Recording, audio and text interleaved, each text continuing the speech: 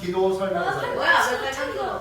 기도 설명서라는 제목을 가지고 여러분과 말씀을 나누도록 할게요. 자, 여러분 지금 화면에 보이는 자락까지 뭔지 알겠어요? 레고 시티. 중국이요. 중국.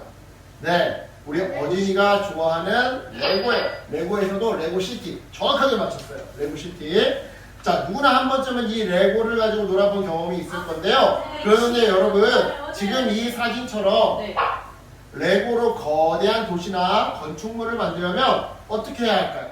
그냥 내 마음대로 내 생각대로 조립하면 이렇게 큰 레고를 조립할 수 있을까요? 아니요. 우리처럼 평범한 사람들은 이게 반드시 있어야 돼요. 그게 뭐냐? 바로 설명서예요. 설명서. 뭐야? 천재들은, 그리고 맨 처음에 이걸 만든 사람들은 설명서 없이도 이걸 만들겠죠. 누군가가 따라하려면 설명서가 필요해요. 즉 개발자가 기획한 대로 설명서를 따라 차근차근 조립하다 보면 아무리 어려운 사물이라 하더라도 우리는 똑같은 결과를 조립해서 얻어낼 수 있다는 말이죠. 그런데 여러분 기도도 레고 조립과 비슷해요. 예? 이게 무슨 말이냐면, 자, 뭐가 비슷한지 한번 잘 들어보세요. 모르겠으면 그냥 조용히. 내가 원하는 대로, 내가 하고 싶은 대로 기도할 수도 있어요.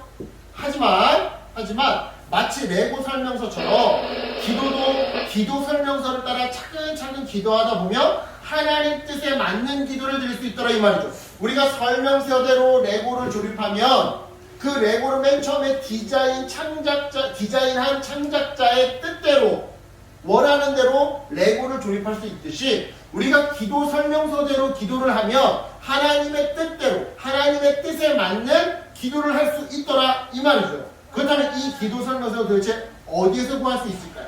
성경인데 성경 중에서도 특별히 오늘 본문 말씀인 마태복음에서 얻을 수가 있어요. 정말 그런지 우리 본문 속으로 들어가 볼게요. 자, 여기는 이스라엘 사람들이 모여 하나님의 말씀을 듣는 회당이라는 곳이에요. 자, 이스라엘 사람들은요 매일매일 정해진 기도 시간이 있었어요. 그래서 그 시간이 되면 하던 일을 모두 멈추고 하나님께 기도를 드리곤 했죠. 그런데 그 당시 기도 드리는 사람들의 모습은 정말 다 각양각색이었어요. 먼저 회당과 큰 길 모퉁이에 서서 큰 소리로 기도했던 사람 한번 볼게요. 이 사람은요 자기가 기도를 열심히 하는 사람이라는 것을, 즉 엄청나게 신앙이 좋고 경건한 사람이라는 것을 자랑하고 뽐내고 싶었어요. 그래서 사람들이 많이 다니는 곳에 일부러 의도적으로 보란듯이 서서 큰 목소리로 보란듯이 기도를 했던 거죠.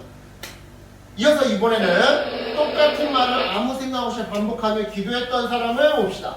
이 사람들은요 사실상 우상을 섬기는 사람들과 다를 바가 없었어요. 왜냐? 우상을 섬기는 사람들이 실제로 이렇게 기도를 했거든요. 신의 이름이나 똑같은 말을 아무 생각 없이 마치 주문처럼 몇 번이고 반복하면서 말이죠.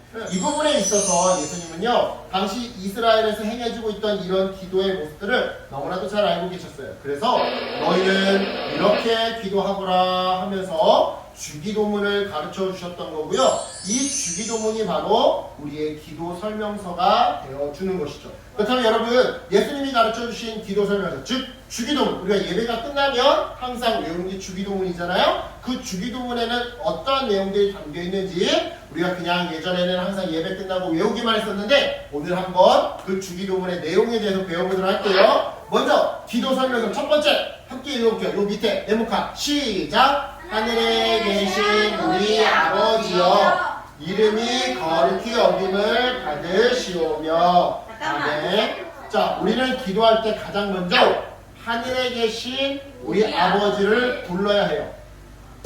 아버지. 우리 아버지여, 하늘에 계신 우리 아버지여 하고 먼저 불러야 해요. 즉 우리가 지금 누구한테 기도하고 있는 건지 그 상대방을 먼저 불러야 한다 이 말이죠.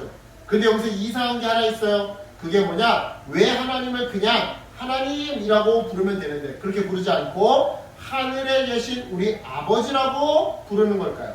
먼저 하늘에 계시다라는 표현은요 물리학적으로 진짜 저 높은 하늘 위에 하나님이 계신다라는 의미가 아니에요. 여러분 비행기 타고 아무리 높이 올라가봤자 하나님 못 만나요. 우주선을 타고 아무리 대기권을 뚫고 우주 바깥으로 나가봤자 하나님을 만날 수 없어요. 우주 밖에 있죠. 하늘에 계신 우리 아버지라는 뜻은 물리적으로 진짜 저 높은 하늘 위에 하나님이 계신다는 의미가 아니에요. 하나님은 초월적인 분이시다라는 의미예요. 하나님은 초월적인 분이시다. 하나님이 맞잖아요. 하나님은요, 온 세상을 창조하시고 다스리시는 분이에요. 우리 눈에 보이지 않지만, 즉 하늘도 하나님이 만드신 피조물에 불과하다는 거죠.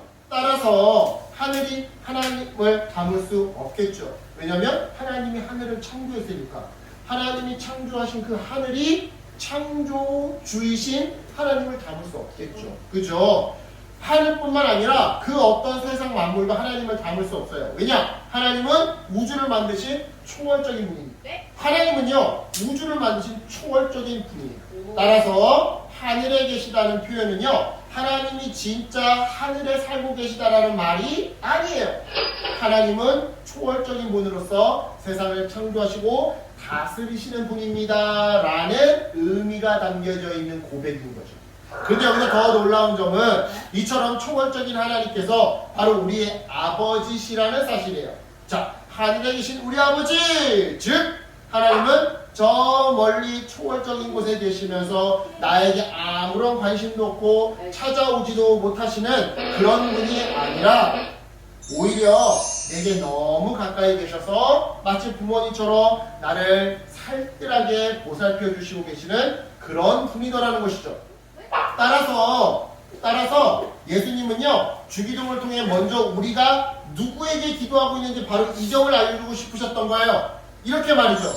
얘들아, 우리 어진이, 서진이, 재우라, 너희들이 기도할 때 먼저 그 기도를 듣는 사람을 불러야 한단다. 그런데 그분은 천지를 만드신 초월적인 분이야. 그리고 그분은 부모님처럼 너희들을 언제나 보살펴 주시는 분이야. 그러니까 겁먹지 말고 의심하지도 말고 기도해. 그분이 아빠처럼 엄마처럼 너희 기도를 다 듣고 계시고 들어주실 거야.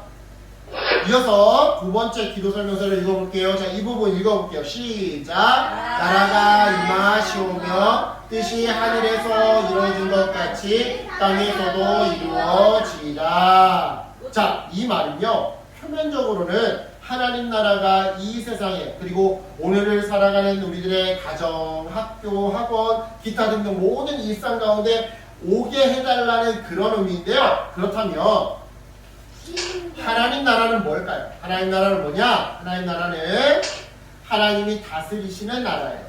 그렇다면 하나님은 왜 우리를 다스리시는 걸까요? 그 이유는 아까 전에 말했지만 하나님은 천지 만물을 지으신 창조 주인으로서 천지 만물의 주인이시고 왕이시니까요.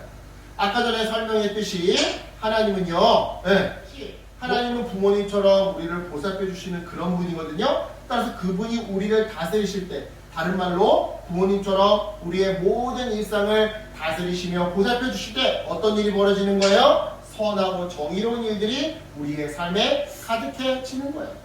그래서 우리는요, 하나님의 다스림이, 하나님의 보살펴 주심이, 즉 하나님 나라가 우리의 일상과 모든 사람들의 일상 가운데 이루어지기를 정말 간절히 기도해야 하는 거예요. 왜냐? 하나님 나라가 이루어지지 않으면 틈만 나면 빼앗고 욕하고 괴롭히고 싸우는 우리의 이 죄 많은 일상들이 고쳐지지 않거든요.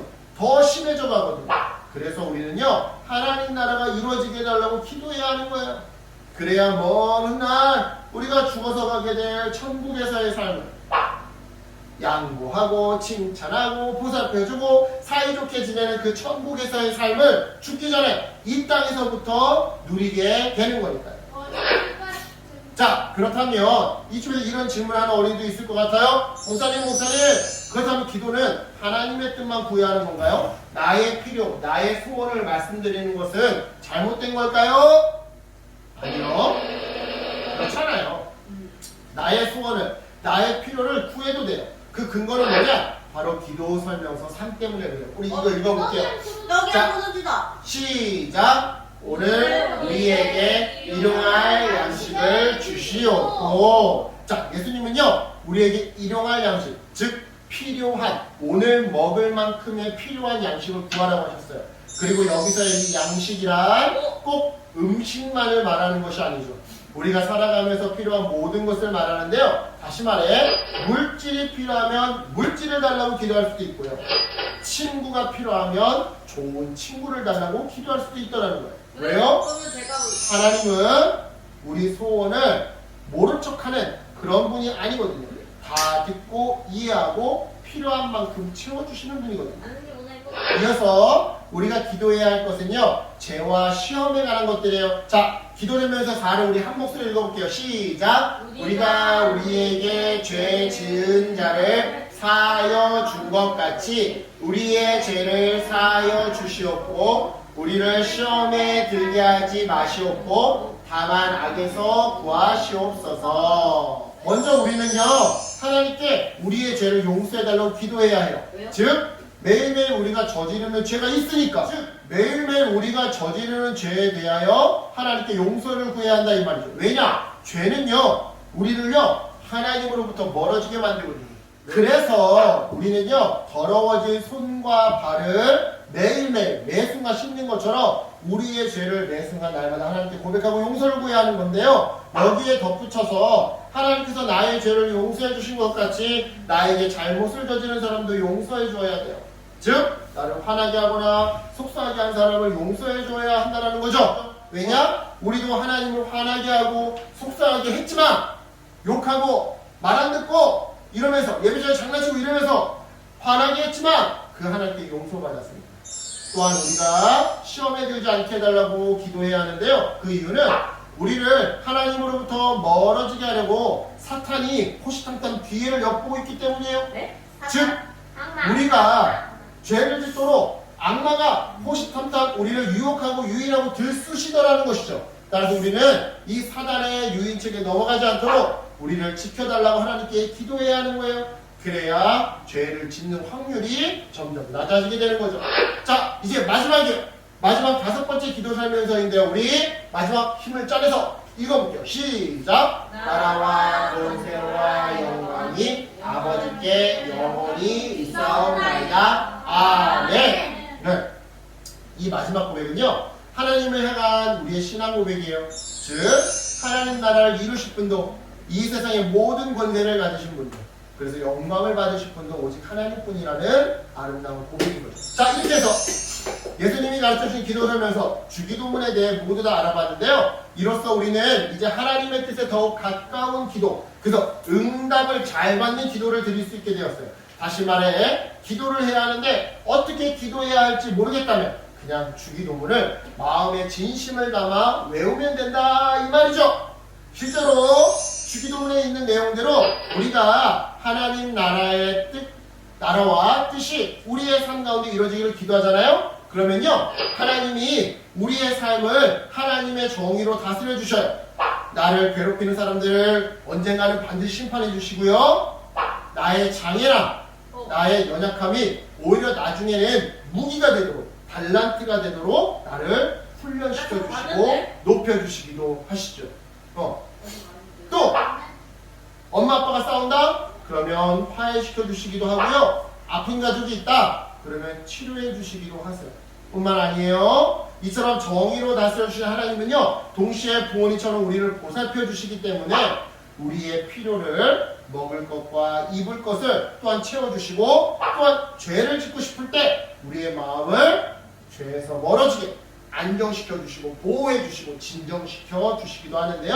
따라서 여러분 이 주기도문의 내용들을 기도했으면 좋겠어요. 그래서 하나님의 뜻대로 살면서 부족함 없이 살아가고 죄 짓지 않으면서 하나님 나라를 위해 여러분의 재능을 마음껏 발휘하는 그런 쓰임받는 어린이들 되기를 예수님의 이름으로 축복합니다. 아멘. 기도할게요. 하나님 감사합니다.